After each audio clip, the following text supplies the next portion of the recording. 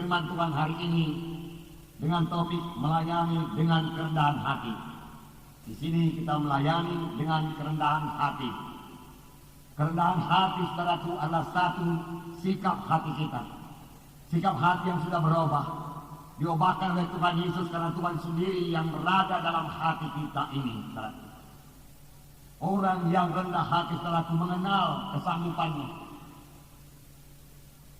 Masih banyak kekurangan, dan karena itu dia bersandar kepada Tuhan. Dan Tuhan tidak pernah mempermalukan orang yang berserah kepadanya. Dan orang yang rendah hati, saudaraku, mengetahui bahwasanya segala sesuatu yang ada padanya adalah karunia Tuhan. Walaupun dia memiliki wajah yang tampan atau cantik, semua itu datang daripada Tuhan.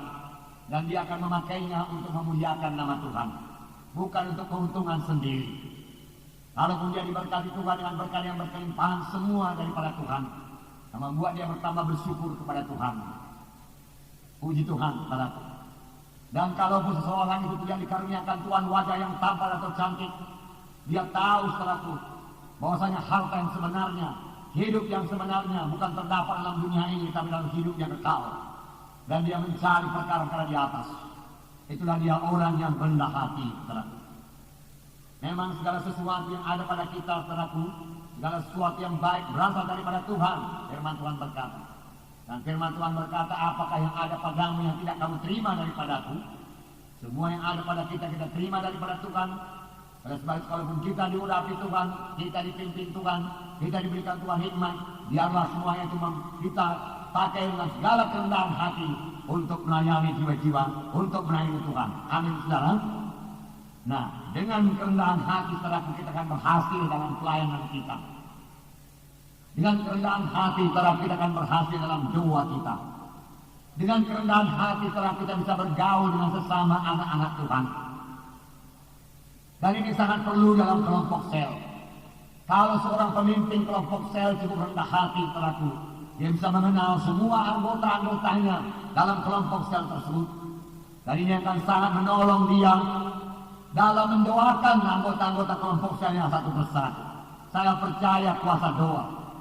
Seorang pemimpin kelompok sel yang berdoa buat anak-anak Tuhan di kelompok selnya, pastilah diberkati Tuhan.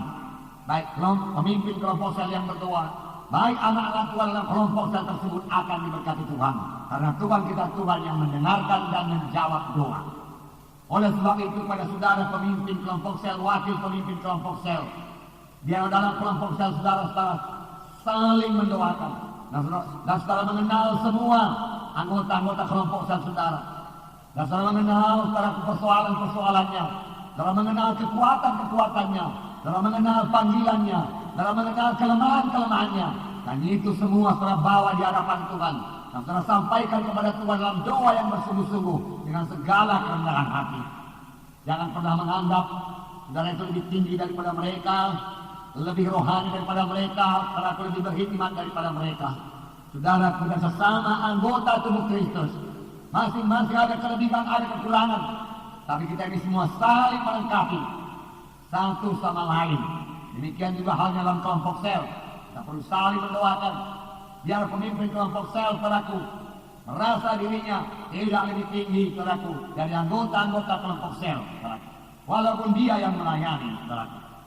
Karena, saudaraku, pemimpin KKS bukanlah suatu jabatan, saudaraku, bukanlah satu kedudukan, tapi satu pelayanan yang dipercayakan Tuhan kepada saudara. Supaya pelayanan saudara boleh sampai kepada maksud Tuhan, supaya pelayanan saudara boleh berbuah, yaitu saudaraku kelompok sel saudara berbelah menjadi dua, dan kemudian datang jiwa-jiwa baru lagi yang saudara layani dia dengan mengenal dia, saudara dengan bersekutu dengan dia, sehingga dia kemudian menjadi murid. Semua yang terlaksanakan dengan rendah hati, maka kelompok sel saudara akan berhasil dan saudara memberi buah kepada Tuhan. Dengan kerendahan hati, saudaraku, kita lebih mudah menginjil, karena saudaraku, kita tidak akan merasa segan-segan untuk mendatangi rumah tangga yang di sekitar kelompok sel kita, karena kita sudah cukup rendah hati untuk datang kepadanya, mengabarkan Injil Tuhan kepadanya. Inilah berkat-berkat daripada rendah hati, saudaraku. Biar semua kita memiliki, saudaraku, kerendahan hati ini, saudaraku.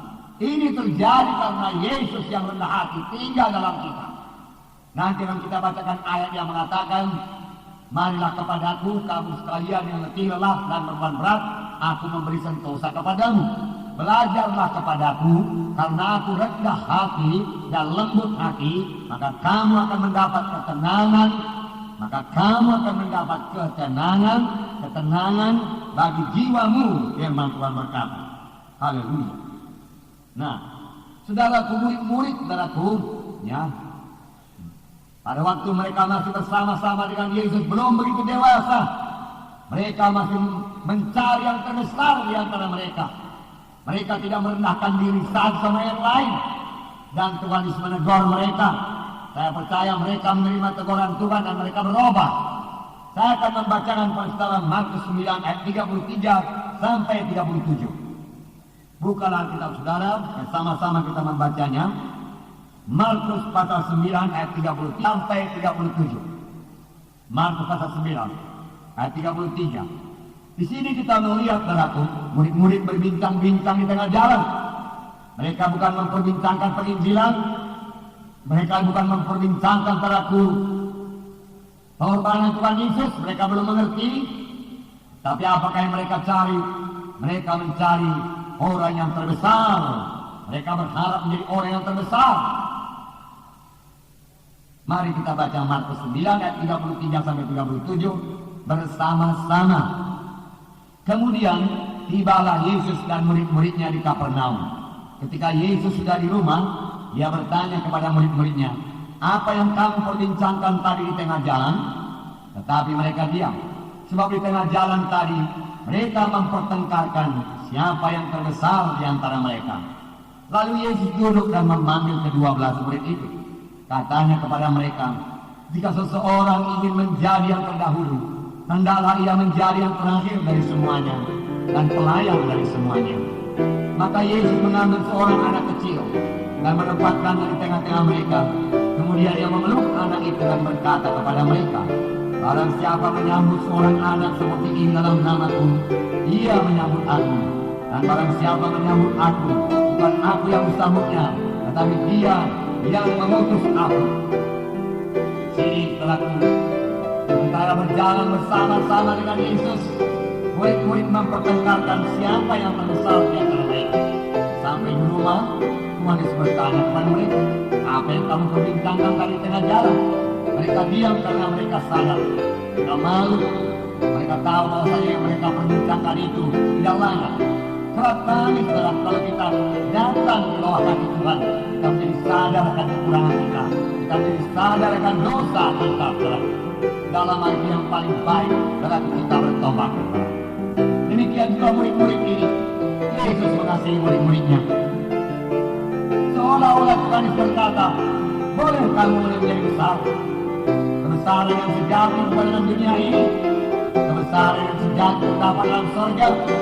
Biarlah kamu mencari kebesaran yang sejati, dan aku menerangkan jalannya kepadamu, Tuhan berkata. Dan Tuhan sedang menerangkan jalannya kepada murid-murid ini. Di mana Tuhan berkata, jika seorang ingin menjadi yang terdahulu, hendaklah ia menjadi yang terakhir dari semuanya dan pelayan dari semuanya. Yang mau menjadi terbesar, Tuhan berkata, dia harus menjadi hamba. Dia harus memiliki hati seorang hamba yang patuh. Siapa yang menjadi terbesar, dia harus menjadi pelayan. Dia harus melayani di dunia ini. Kalau dia memperoleh